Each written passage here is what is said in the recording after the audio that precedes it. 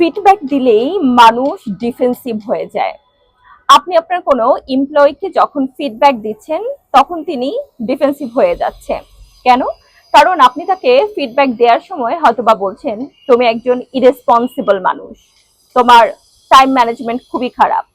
এই যে বিষয়গুলো আপনি বলছেন, তার মানে আপনি কিন্তু তাকে ফিডব্যাক দিচ্ছেন না, বরং অ্যাটাক করছেন।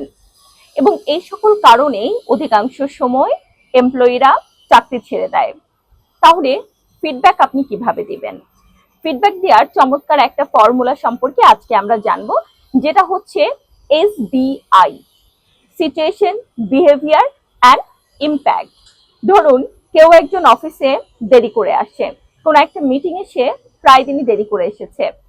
আপনি তাকে সরাসরি তুমি একজন ইরেসপন্সিবল, তোমার টাইম ম্যানেজমেন্ট খারাপ, সেটা না বলে আপনি একদম সিচুয়েশন ধরে বলতে পারেন যে আজকের মিটিংয়ে আপনি প্রায় আধা ঘন্টা দেরি করে এসেছেন, যার কারণে আমাদের সবার অনেকটা সময় নষ্ট হয়েছে এবং আমাদের এই মিটিং এর ইম্প্যাক্ট অনেকটাই ক্ষুণ্ণ হয়েছে, কারণ সবাই আপনার জন্য দীর্ঘ সময় অপেক্ষা করেছে।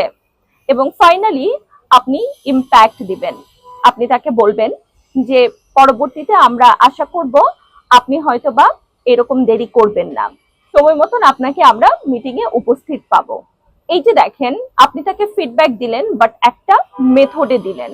এটা গেল নেগেটিভ ফিডব্যাকের কথা। আমরা অনেক সময় পজিটিভ ফিডব্যাক দেখি, গুড জব, ওয়েল ডান, দারুণ করেছেন। বরং আপনি যদি তাকে একটু স্পেসিফিক করে দেন যে ধরুন অমুক সাহেব, আপনি তো আজকে চমৎকার কাজ করেছেন, আপনার এই জায়গাটা এতটা ইম্প্যাক্ট ক্রিয়েট করেছে যে আমাদের ক্লায়েন্ট কিন্তু আপনার ব্যবহারে বা আপনার সার্ভিসে ভীষণ খুশি, এবং আমরা আশা করব আপনি এভাবেই আসলে কাজ চালিয়ে যাবেন।